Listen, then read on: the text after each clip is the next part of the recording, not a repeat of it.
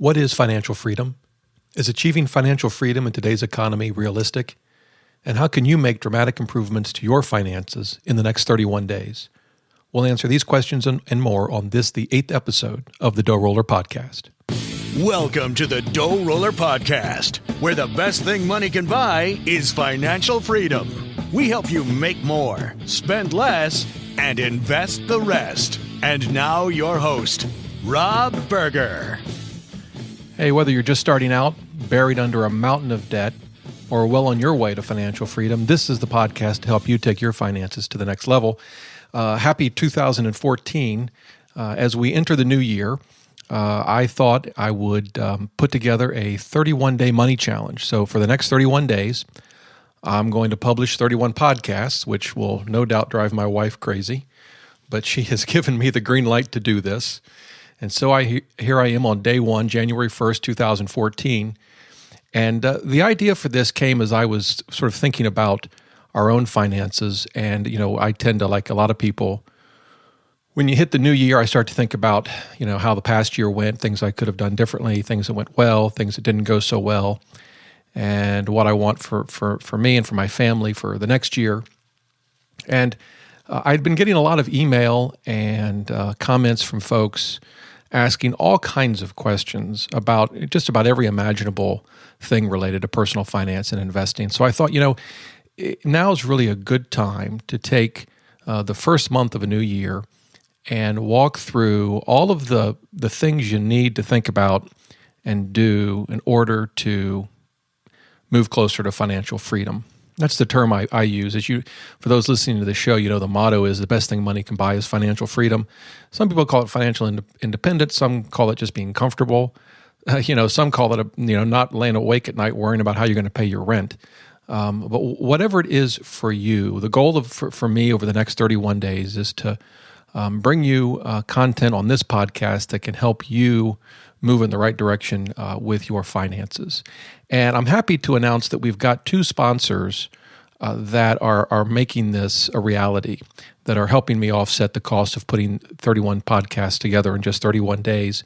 So let me give a quick shout out to the two sponsors. The first is Betterment. Betterment is an online platform that I use. It makes investing money in stocks and bonds extremely easy. And you can check them out at betterment.com. And the second sponsor is Personal Capital. Personal Capital offers a free tool that I use every day to track all of my investments. You can link all of your retirement and non-retirement accounts, and it'll slice and dice them and show you your asset allocation and how much these funds and ETFs are costing you. And so you can check them out at personalcapital.com. And again, just a thank you to the sponsors who are making this 31-day money challenge a reality. So for this show, for the first show here in the series, what I want to do is kind of go over an overview of what I've got planned for the next 31 days. And then today we're going to tackle the topic of what exactly is financial freedom. And to do that, I'm happy to announce that we've got Jean Chatzky on the show in just a bit. If many of you are probably familiar with Jean. She's a best-selling personal finance author. You may have also seen her on the Today Show. And she was kind enough to agree to come on the show and give some of her insights into financial freedom and how you achieve it and what holds people back. So that'll be a little bit later. So first, let's get into kind of what I have planned over the next 31 days. And I break the next 31 days down into a couple of categories. For the first week or so, we're going to cover what I just call the basics. How to set and achieve financial goals, how to calculate your net worth and why it's critical to do so, how to budget effectively. I mean, a lot of people, myself included, hate budgeting. Some folks love it, but a lot of people don't. And so we've got some tips and tools to help you, particularly those that hate budgeting, budget in an effective and meaningful way. We're going to talk about some painless ways to save money. Reducing your expenses and saving money doesn't always involve, eating out less and not taking a vacation and dramatic changes to your lifestyle. There are a lot of ways you can save money that don't require you to make dramatic changes to your life. We'll cover those. And we're also going to talk about how to simplify your daily finances. So that's what we're going to cover in the sort of first section of this series that I call the basics. And then we're going to jump into credit and debt. Getting out of debt, particularly non-mortgage debt, I think is a big step for folks trying to achieve financial freedom. I can tell you when my wife and I finally met that milestone, it was a terrific feeling. And so we're going to spend a number of shows talking about how to get out of debt, how to monitor and improve your credit score, how to manage your credit cards, those sort of very down-to-earth practical things that are so important to achieving financial freedom. So that'll be the second topic in this series. And then we're going to get into building wealth. Like it or not, we either all are or should be investors. I remember a day, I'm old enough to remember a day when there were no 401ks and IRAs. People relied on Social Security and company-provided pensions. But today, those are, for the most part, a thing of the past, and we're now, like it or not, investors. So we're going to spend a number of shows talking about how to invest. The good news is today it's really fairly easy to do. And so we'll talk about that. We'll talk about how to plan for retirement and how to figure out if you're on the right track or not. And I also include in this how to buy a home, particularly for those looking to buy a home for the first time. For a lot of folks, their home is their biggest asset, and I think it's appropriate to talk about that in the building wealth section. And we'll also throw in there some things about protecting your wealth, things like insurance, for example. Not exactly the most interesting thing to talk about, but it's important. And then we're going to finish the series with some ways to earn extra money. I've got an interview of a guy named Brandon Turner who works at biggerpockets.com, which is a real estate investing site, and he's got a great story he's going to share with us about how he literally started from nothing. I mean, he and his wife were making minimum wage, and he built a very nice, lucrative real estate investing business in just a few years. So we'll hear his story. We're going to interview some folks who've figured out ways to just make money on the side, a little extra income. And I'm even going to talk about how to make money online, which is something I kind of started doing by accident a number of years ago, and I'm going to kind of share my experience with that. But this last section is going to be how to earn some extra income. So by the time we're done at the end of the month, we really should have covered just about everything someone needs to know to improve their finances. That's the goal. Now, a couple of things with this. There's a way you can participate. I have set up a way for you to leave me a voicemail to ask questions or leave comments, and I can then play these on the show and respond to them. So if you'd like to if you have a question or comment, here's what you do.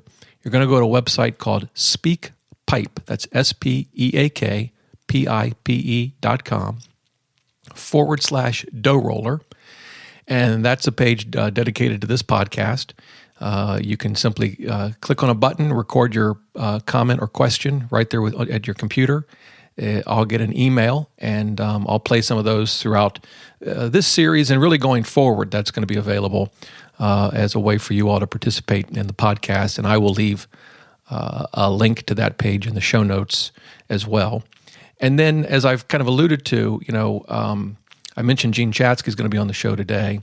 I've lined up a number of folks. I mentioned Brandon Turner about real estate investing, but I've also got other folks that I'm interviewing on just about every aspect of this series, including investing. And I've got authors and experts. And so that will, I think, really add to the 31-day series. Now, as we kind of move through the next 31 days, there's a couple of things that I think will be helpful if you keep in mind. There are things that I keep in mind as I work through financial issues in my own life, and there's 4 of them I want to share with you, and then we'll turn it over to the interview with Jean. The first one is to begin with the end in mind. This is a concept that I read about in Stephen Covey's book, The 7 Habits of Highly Effective People, and I think it's particularly important when it comes to long-range planning with finances. If we're going to go down a course, we ought to understand what it is we're trying to accomplish. If you're going to go to college and you're going to get a certain degree, you ought to understand what you plan to do with it when you graduate. If your goal is to achieve financial freedom and retire early, it's a great goal. I interviewed Mr. Money Mustache. That's podcast 7, DoughRoller.net /podcast 7. He retired at age 30. That's a great goal, but it's still, it's not an end to itself. The question still is, why do you want to do that? What's your goal? What do you want to achieve? I know plenty of people who don't want to retire early. They absolutely love what they do. Maybe they teach, or maybe they're in the armed forces, or they're in just a business that they love, and the last thing they want to do is retire. So, as we think long term, always ask, what's the point? What's the end game? What if I accomplish this? How will it help me? That's number one. Number two is to question everything. There's a lot of personal finance and investing advice out there. There's a lot of sort of rules of thumb. We'll talk about a lot of them. But as you're making decisions for yourself and for your family, you really ought to question everything. Question everything I say. Question everything my guests say as I interview folks. Question everything you read. I mean, you've got to make the right decision for you. And so you shouldn't take advice and follow it just blindly. You really should examine the information and make sure it's right for you. And the third thing, and it's related, is that there's really just one right answer when it comes to personal finance and investing. There are often many ways to do the same thing. And we'll explore that, as we go through this series, because again, there may be multiple ways to do something. Maybe one way is right for you and a different way is right for me or someone else. That doesn't mean there aren't wrong ways or wrong answers. There certainly are, but there's rarely just one right approach to personal finance and investing issues. And the fourth thing I'd ask you to keep in mind as we work through this series, and in some ways I think this is the most important, and that is we ought to take ownership of everything. Getting control of your money, getting out of debt, having a rewarding career, these are not easy things to do. And I think it's easy to get discouraged. I know at times I've been discouraged. And, you add to that media and politicians that want to tell us the American dream is broken and it's not our fault and, we're just victims of whatever. I just don't buy into that mentality, in part because I don't think it's helpful. I think it causes us to stop working as hard as we can, to stop trying. There are certainly things that happen in our lives that are outside of our control, whether, we have an irrational boss and we end up losing a job or not getting a promotion, or maybe we have medical issues that are beyond our control.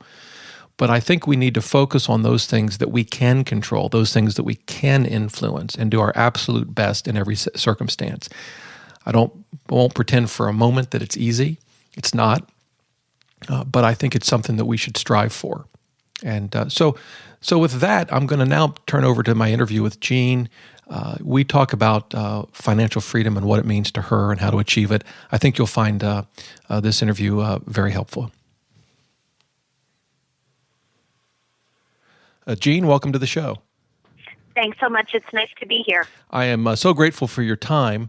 And as I was putting together this 31-day money challenge on achieving financial freedom and trying to figure out, really what is financial freedom, you came to mind. I mean, how long have you been writing about and talking about personal finance? About 2 decades, maybe a little longer, at the risk of dating myself. Right. But quite some time. Yeah, and you've obviously been on radio, you've been on TV, you've written a lot of great books. And so I thought you'd be the perfect person to ask the quote unquote easy question: what is financial freedom? Boy, I'm sure it's something different to everybody. But to me, financial freedom is having enough money to make choices about the way that you want to live your life, which doesn't necessarily mean being fabulously wealthy. But it means not having bills and debts sitting over your head that prevent you from moving in the direction that you want to move. Yeah, that's a great definition. And the thing that I like about it is, there's sort of two sides to it. There's the money side, but there's also the side that just deals with your life and your goals and what it is you want to do in the relatively short time we all have on this earth. Exactly. I mean, to me, money is a tool.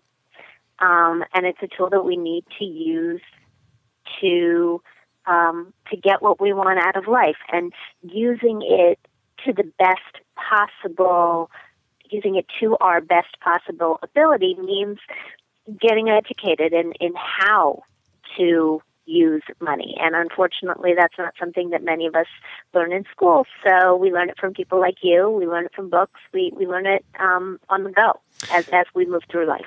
Yeah, I tell you, our daughter just started college this past fall, and at her school, turns out that personal finance is now a required course, at least at one college in this country.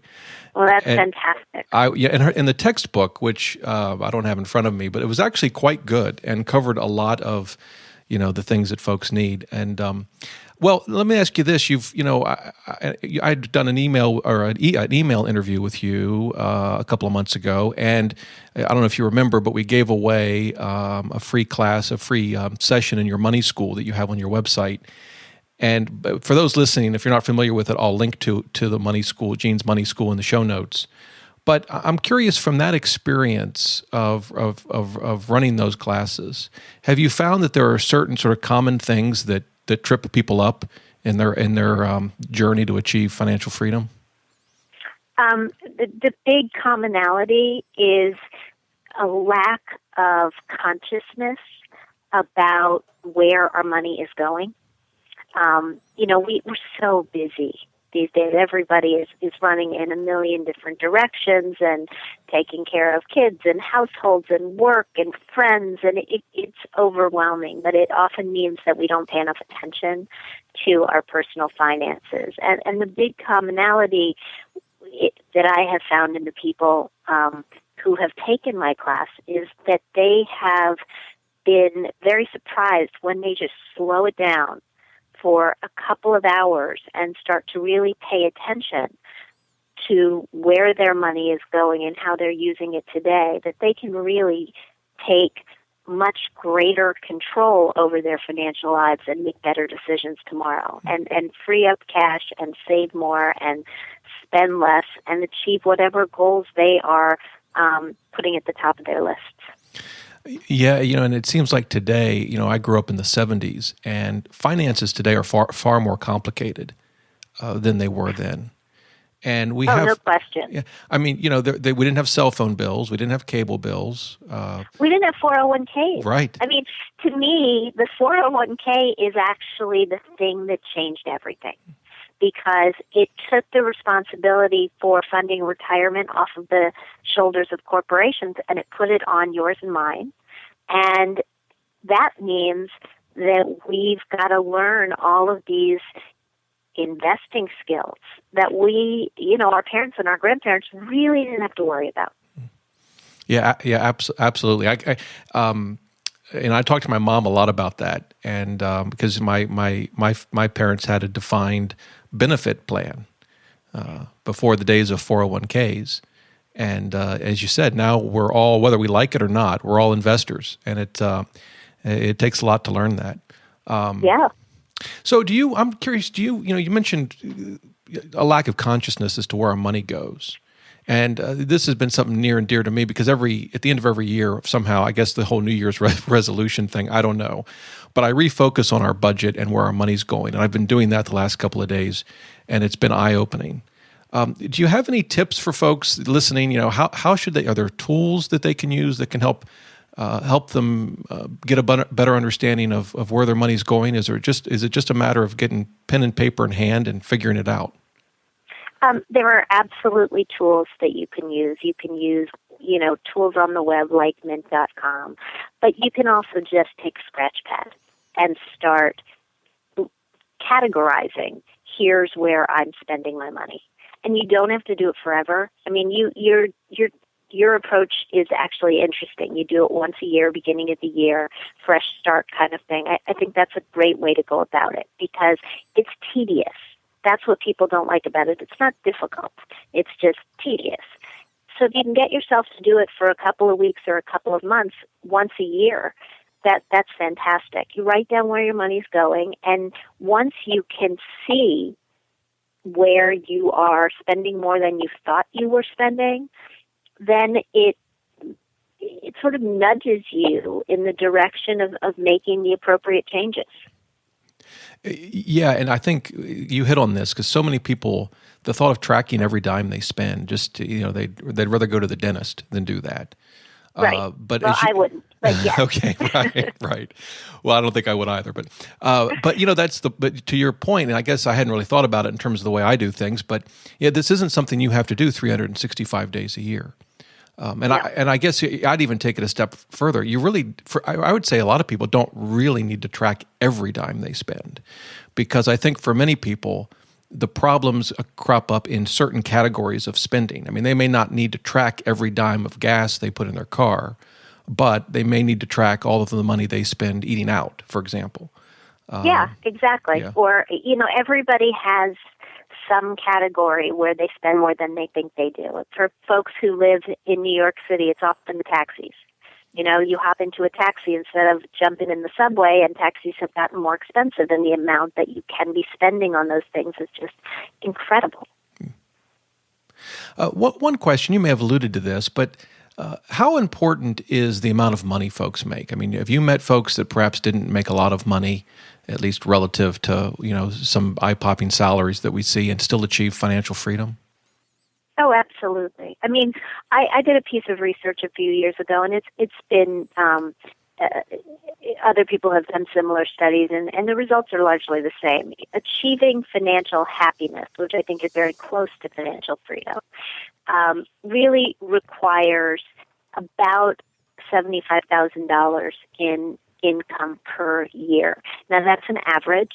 Of course, it depends on where you live, but essentially it's enabling you to live a comfortable life, not necessarily a lavish life, but a comfortable life where you don't have to worry about things like the mortgage or the rent or the car payment or going out to eat when you want to eat or the occasional vacation.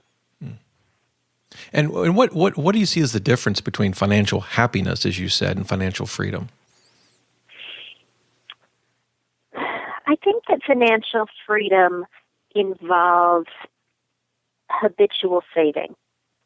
I think in order to be financially free, you've got to have some sort of a safety net for today and for tomorrow, and have the comfort of knowing that if something happened to you, if you weren't able to work for a while, or if you got sick, or if somebody that you love got sick, you would be able to take care of things without too much of a struggle. Right. Well, the thing I like about the financial happiness idea that you've mentioned is that for those that maybe ultimately want to achieve financial freedom, it's very much a journey. And it's not as if you're going to be unhappy for however long it takes you until you finally one day wake up and you've achieved financial freedom, whatever that means for you. But you can be content and happy with your money and your life during the whole process. Yeah, and I think setting some goals for yourself really helps. You know, if you have a sense of what you're aiming toward, then it's a lot easier to get there. If you know what you want in terms of a goal this year, in terms of money in the bank, for example, if you look at the New Year's resolutions research that's come out for this year, again, finances are at the top of the list for many, many people. But among those financial resolutions, the thing that people really seem to want to do is to save more. That's a difficult thing to say and to do unless you define it, unless you put some numbers with it. And they should be numbers that you can actually achieve. So if you want to save more, don't just say, I want to save more. Say, I want to save $50 more a week, and work toward that. And put some mechanisms in place so that it actually happens, that money gets transferred out of your checking account and into a separate savings account, and it just adds up. And then give yourself the opportunity to visit the savings. I know that sounds ridiculous. You know, how am I going to visit my savings? You just sign on online and you actually look at them, because that way you can start to feel good about the progress that you're making. And that's how we keep ourselves on track toward whatever goals we set for ourselves. Right. So make your goals as concrete as possible and automate wherever you can. Yes. Okay. You mentioned, real quick, a couple of research items. You said that, I believe you said that on financial happiness, you'd done some research a while back. Is that right? That's true. Yeah, I wrote a book that it was largely based on a study that I did with Roper on money and happiness. And is that the book? The book is called The 10 Commandments of Financial Happiness. Okay. I'll link to that in the show notes. Yeah, there was also a story in Money Magazine by the same title. I was working at Money at the time, and so you could link to that if you want. Yeah, sure, that'd be great. I'll find both of those. And then you mentioned the New Year's resolution research for this year. Do you have is there a particular research that you have in mind? Oh, okay. Yes, there is a particular study that I have in mind. I'm not remember. I think it was Fidelity. I think it was a Fidelity survey. Don't quote me on that, but I'm fairly certain it was Fidelity. Okay. Well, I know folks there I can reach out to, and if I can't find it, and I'll do that. Well, Jean, listen, I really appreciate your time and your input on this. I want to kind of end off with one last question, and that is, since we're, New Year's is upon us, do you have any New Year's resolutions that you've made or goals that you've set for yourself as it relates to money in 2014? As it relates to money in 2014, I am. I do. I mean, I am planning to run the New York City Marathon in November of 2014. Wow, that's a goal. It's right. It's a big goal. It hits right around a big birthday for me. So I am planning for that. It's not a financial goal. Have you ever run a marathon before? I ran one. I was actually signed up to run New York the year that Sandy hit, and it was canceled. And so I ran the Philadelphia Marathon instead, which was great fun. But I've always wanted to run New York, and so I'm gonna do it this year. That's my big goal. All right. So I have to ask you, why do you want to run a marathon? What did you just wake up one day and thought, this is just a mountain I need to climb? I'm going to run a marathon. No, I've been a runner since high school. I had done some half marathons, and I have a lot of friends who run, and a lot of them have done marathons. And people say that the New York City Marathon, if you're a runner, is one of those things that you really should experience. And so I wanted to run this marathon for a very long time. Great. Well, good luck with that. Thanks. Okay, Jean. Listen, thank you so much for coming on the show. I really appreciate it. Oh, thank you for having me. I appreciate it. Well, I hope you enjoyed the interview with Jean. Again, I find her approach to finances to be very down to earth, very practical. She's been obviously doing this and studying personal finance and writing about it for a very long time, and I think her perspective is spot on. I would add a couple of things, my own thoughts here about financial freedom before we close out this first podcast in the 31-Day Money Challenge, and really three things. The first is, financial freedom, I think, is unique to each individual or family. What financial freedom means to me may be and is likely a little different than what it means to you. And this is where I go back to something I mentioned earlier in the episode, and that is you got to begin with the end in mind. If you're, I know, for example, someone who loved teaching, and they taught until they were 70. They didn't want to retire. And in fact, when they did retire, they continued to teach, substitute teach. And the person I'm talking about is my mom, and she still is a substitute teacher to this day. And so for her, certainly she worked to make money, of course, but for her it wasn't just about the money. She loved what she did, and so for her, financial freedom is something I think different than, say, someone who wants to travel the world. What you're going to need to achieve financial freedom is going to be a lot different than what my mom needed. So I think financial freedom is unique to each individual, and it's something that you just need to give a lot of thought to. And as I said, begin with the end in mind. If you achieve whatever financial freedom means to you, how will that change your life? What then? The second thing is that financial freedom is really more of a journey than a destination. I mean, certainly you can imagine a time when you had enough money not to have to ever work, and I suppose you could define financial freedom that way.